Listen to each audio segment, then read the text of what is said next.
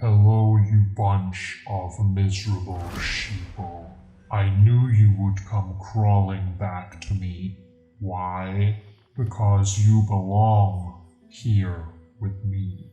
I want to talk about the things I've done recently in the Upside Down and address all of the outrage and backlash I have received as a result. So, if you haven't heard what happened in Hawkins, then where have you been? Not to brag, but it was kind of a big deal. My tentacles were the talk of the town.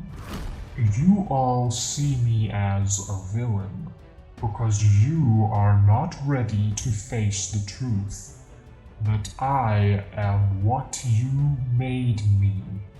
I am a reflection of you, though I doubt any of you are as handsome as me. I am dating like 3 demogorgons currently, and they literally drool at the sight of me. I may be built like a Ken doll now, but my giant claw hand more than makes up for my extremely smooth groin. Okay, first things first. Yes, I crushed some random high school kids, a cheerleader and some other ones. Get over it. As for Eddie, listen, I feel bad for the guy. We had a lot in common, actually. We both had a love for music, although my taste is a little more refined, shall we say. We were both vilified by the fools of Hawkins. They really don't have a brain cell between them, do they? Especially that basketball team. Talk about a cult, am I right?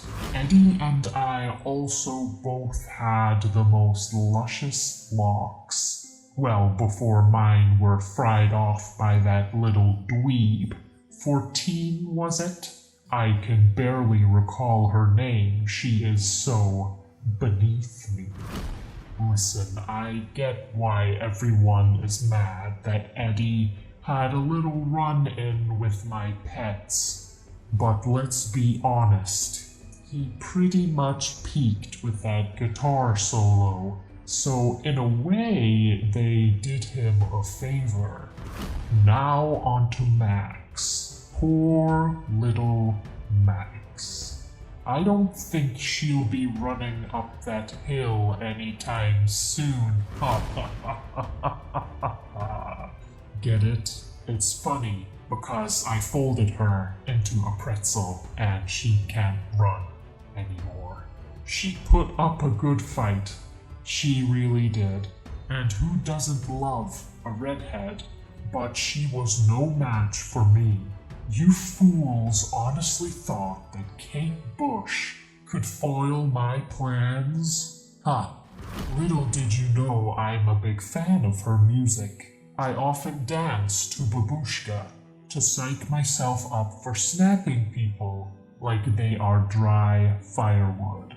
And I listen to Dream of Sheep when I'm feeling a little emotional.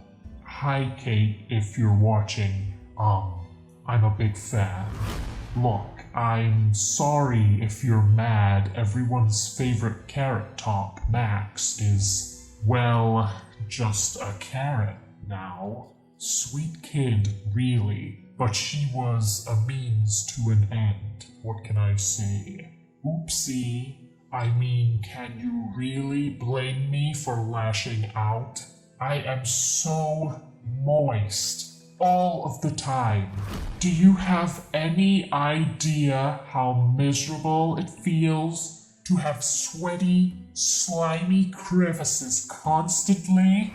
Maybe if you're a parent wrangling your extra-large blended family horde of children around Disneyland on a hot summer's day, or an enthusiastic spin class instructor named Brittany, then you can relate. But the rest of you have no idea what I'm dealing with.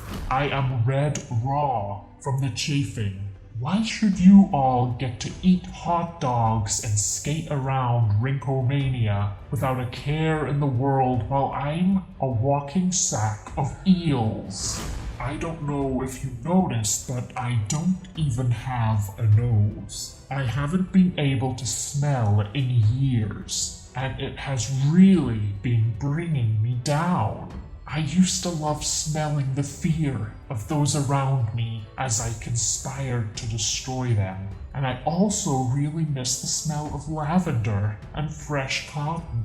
Now all I have to enjoy is the vague smell of the putrid water that pools around me in my mind lair. I'm almost embarrassed having guests over, but not embarrassed enough to put on some pants. I'm exhausted all the time. It's tiring forcing your way into people's minds. There's so much crap to wade through before you get to the good stuff, like who's having an affair with a lady across the street. I also had a life full of being experimented on, mentally tortured daily, pushed to my limits and beyond, and forced to get a tattoo that was super boring. I wanted a tramp stamp on my lower back of some barbed wire, but no, that went against protocol, and I had to get the number 1 on my arm. No wonder I snapped. Can a guy get some freedom? Jeez. Then came my run-in with, what's her name, 13? Or was it 10? I had such high hopes for her. I thought she understood me and my power. But no. I carried out one little massacre in front of her, and she got all high and mighty and blasted me into a crimson hellscape. What was her problem? We could have been the greatest duo that ever lived, second only to Pinky and the Brain. In hearing all this, I'm sure you can see now, it's no great mystery what led me to tearing Hawkins apart at the seams, like a chubby, middle-aged woman vigorously trying out a vibration plate from QVC.